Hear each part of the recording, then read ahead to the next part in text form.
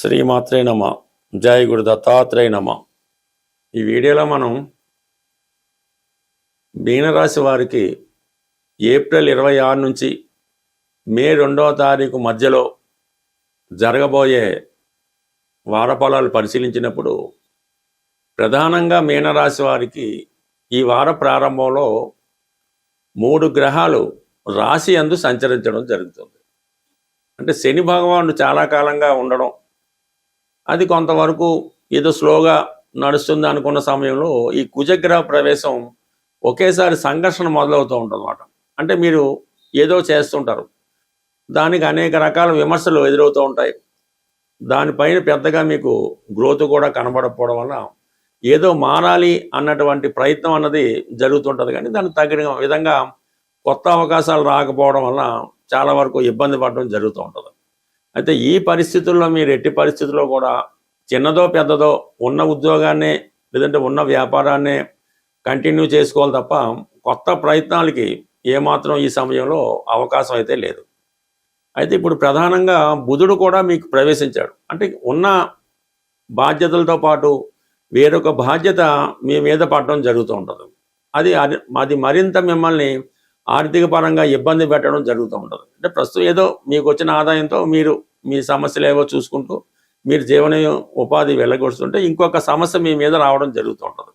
ఎవరికో ఏదో ఉద్యోగం పోయి మీ మీద దగ్గర రావడం, ఎవరికో ఏదైనా ఇబ్బంది రావడం వల్ల, ఎవరికో అనారోగ్యం రావడం వల్ల ఆ బడ్డెను మీరు మోయవలసి ఉంటుంది. ఈ పరిస్థితులు మిమ్మల్ని మరింత ఇబ్బంది పెడుతూ ఉంటాయి. ఇదే సమయంలో ఒక పరివర్తన యోగం జరిగింది. అంటే రాష్ట్రాధిపతి గురువుకి చతుర్థాధిపతి బుధుల మధ్య ఏర్పడిన పరివర్తన యోగం కొంత రిలీఫ్ మీకు లభిస్తూ ఉంటుంది. అంటే ఏదో ఒక అవకాశం మీకు రావడం వలన ఈ బాధ్యత నుంచి కొంతవరకు మీకు రిలీఫ్ రావడం జరుగుతుంటుంది అన్నమాట. ఏదో ఒక బాధ్యత, ఏదో ఏమన్నా మీరు చదివిస్తూ ఉంటారు, అది తప్పనిసరి పరిస్థితిలో మీరు ఫీజు అది కడుతూ ఉంటారు. ఈ సమయంలో వాళ్ళ తాలూకాలు వచ్చి వాళ్ళు మేము చూసుకుంటాంలేని ఆ బాధ్యతల నుంచి మిమ్మల్ని బయటపడడం కూడా కొంతవరకు జరిగే అవకాశం ఉండదు. అయితే అనూహ్యంగా ధనస్థానంలో రవిగ్రహం, షష్టాధిపతిగా ఉన్నటువంటి రవి ధనస్థానంలో ఉచ్చులోకి రావడం వలన ప్రభుత్వ సహకారం అన్నది మీకు లభిస్తుంది.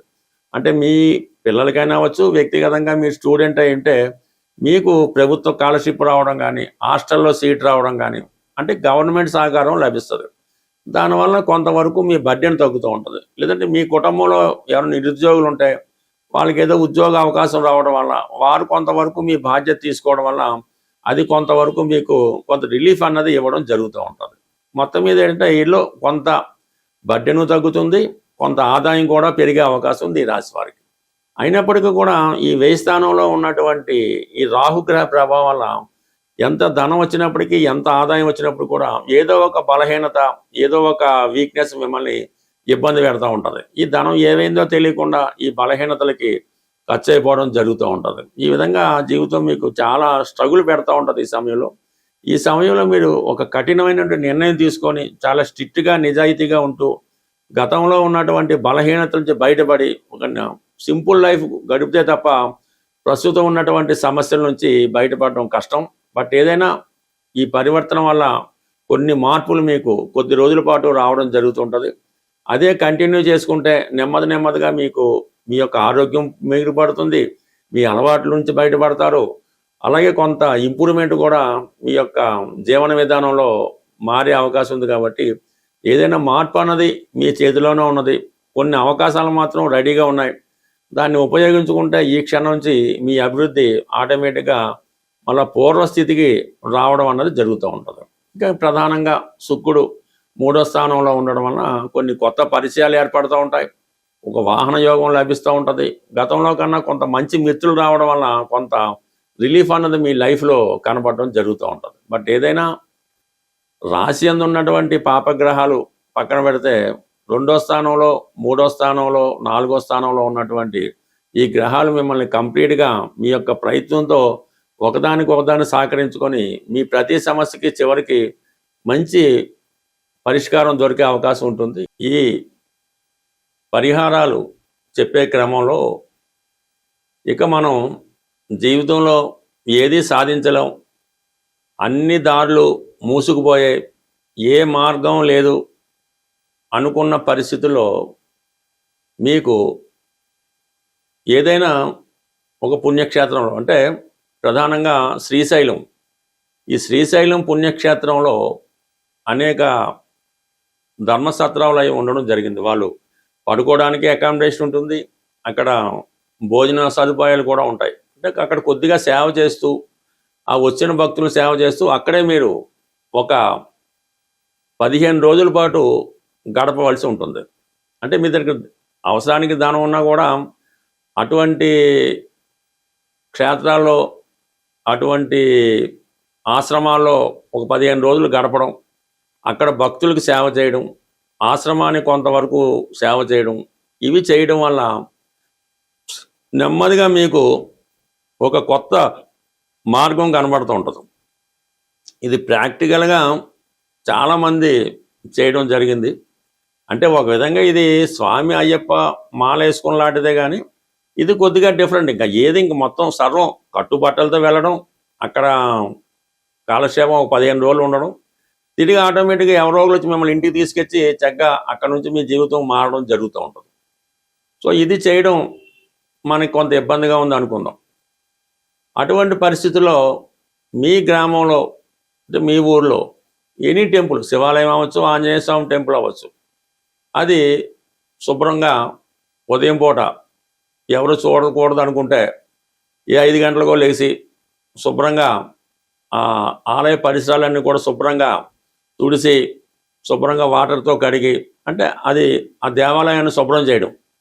ఇలా కూడా ప్రతిరోజు అక్కర్లేకపోయినా కనీసం ఏ శనివారం రోజు, శుక్రవారం రోజు, లేదంటే కంటిన్యూగా 15 రోజులు చేయడం వల్ల కూడా మీకు చాలా మార్పు అన్నది రావడం జరుగుతూ ఉంటుంది.